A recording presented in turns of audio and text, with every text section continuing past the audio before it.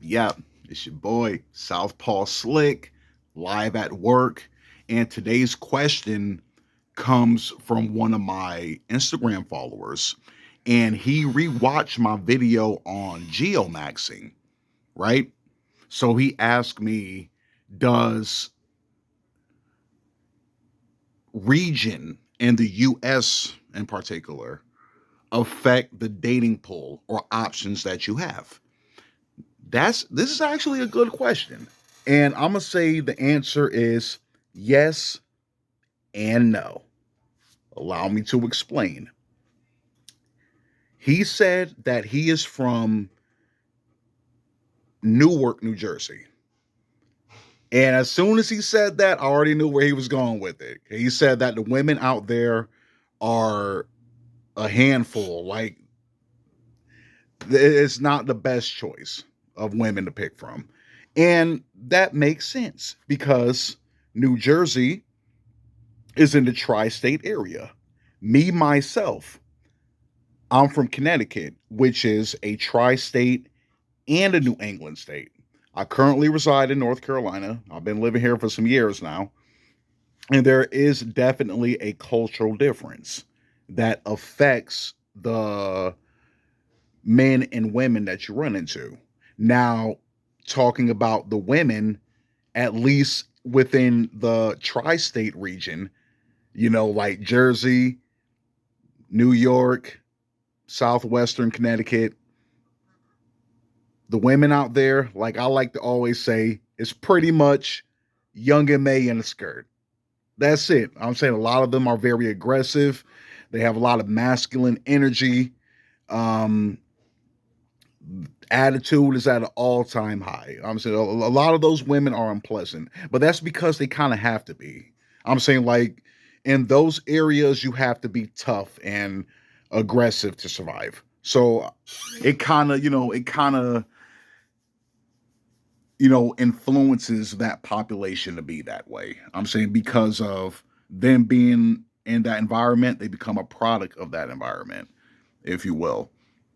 But yeah, I get where you're coming from. I'm saying like Newark, Trenton, Orange, I would say Patterson. Those are not like the best areas to get women or get a like uh super feminine, dainty, pleasant woman. You're not going to really find that in abundance out there. You can throw Philly in there too. That's not a tri-state, but you can throw them in there. They have pretty much the same, kind of culture. But most women in those areas, Boston, that's another one. I know that's more New England, but like I said, any of those kind of areas, the majority of women are that way.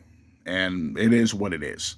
Now in the southern region, you're more likely to find women who are Southern belles, like more feminine, more submissive, quote unquote. Just a girly girl. You're more likely to find that in the southern region than you are anywhere else. So at least from my experience. And speaking of the tri-state, now like where I'm from, there's a lot of people that live there that are from New York. And I've met at least a few women from each of the five boroughs in particular. And I would say the worst come from the Bronx and Brooklyn. I said a lot of them, they're like I said, young and May in the skirt. That's pretty much self-explanatory. Um, I don't know. Like I said, that's just the way it is. That's just the way it is. Um, Another thing with New York, Chicago, and LA. Those are like the big three when it comes to economical status. And I know with some people, they think Chicago, they think the whole fucking state or city, better yet. I said not Illinois, but the city of Chicago, they act like the whole fucking thing is O Block. It's not that way. Same thing with LA. You have your gangbanging areas. New York, you have your inner city, rough and tough areas. That's in all three of them. But for the most part, the people that live in those cities, they're more career focused or goal oriented.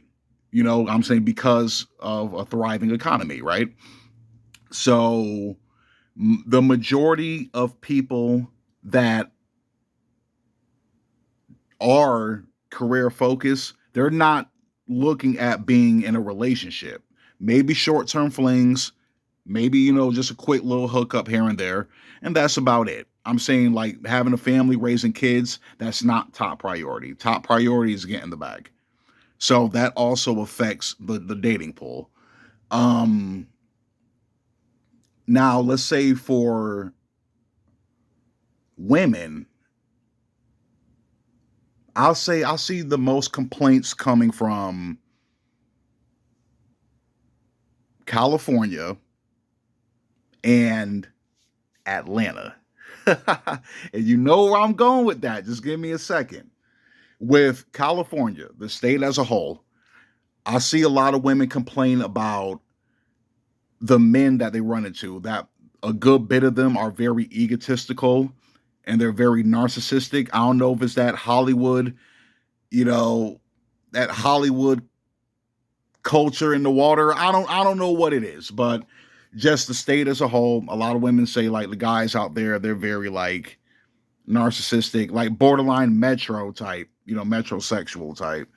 Um, like they're really into themselves. Now, this is going into, which makes sense because California has a city of San Francisco, which was known at one point in time as the gay capital of the US. Now it's a shithole, but that's what it was at one point in time. Now let's go back to Atlanta, Georgia, which that is known as the black gay capital because, which is a known fact now. Like people make jokes and memes about it now. Um, that Atlanta has a huge black male gay population and trans population, just LGBT period, both open and even worse, dudes on the down low. Which, if you don't know what that is, that's men who present themselves as straight, but they live a double life. They have a homosexual life, behind closed doors. And a lot of women down there complain about that shit. That the men they have to pick from is either, your saucy Santanas or guys that walk around like fucking um DMX, but they're really Lil Nas X. So I'm saying, so that's also affecting, the dating pool out there. Now, when I said that region affects the dating pool, yes and no. Yes, because of the reasons I just mentioned for the cities I mentioned, and no, because of both social media and TV influence. Perfect example, Meg the Stallion with Hot Girl Summer, City Girls with the City Girl lifestyle. Okay, that had a major influence, not just people in America, but just worldwide. But we're talking about just America. That had a major influence on the younger female demographic, even some of the older ones or the less mature ones. So a lot of them think they can be hot girl summers, city girls, scamming dudes, being a hoe. I mean? That's like nationwide. I'm saying also baby mother culture, baby daddy culture. That's at an all time high everywhere. It does not matter where you go. I'm saying both back home and here and everywhere else, according to a lot of other men and women. You run into people with kids on deck, especially baby moms. And I know a lot of women, men got kids too. They just don't claim them. They just don't claim them. I said, no. Let's keep it a bean. The majority of the time, you're going to run into a man without kids and a woman with kids. That happens more often than not, and that is nationwide. So it doesn't matter if you're in the North, south, east, west, midwest, doesn't matter. They're everywhere, like roaches. Like I said, once again, the baby mom, baby dad talk, shows up some way, somehow.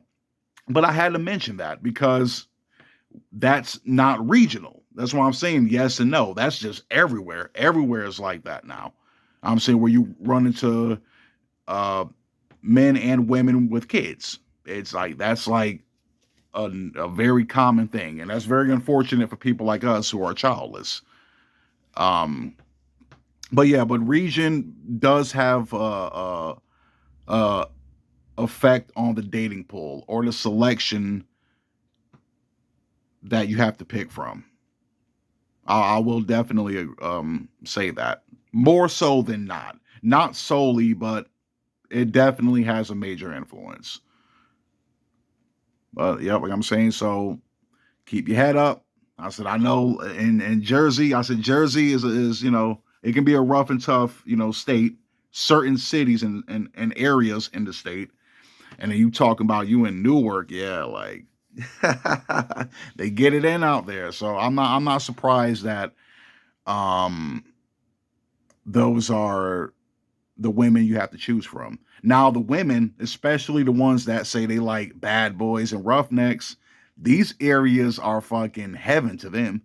You know what I mean? I'm saying, like, if you meet a dude from fucking Brownsville, Brooklyn, a dude from Newark, New Jersey, a dude from Philly, that's like tailor made for them. And I'm not talking about the ones like that just live in that city. I'm talking about the ones from the trenches, like for real, for real.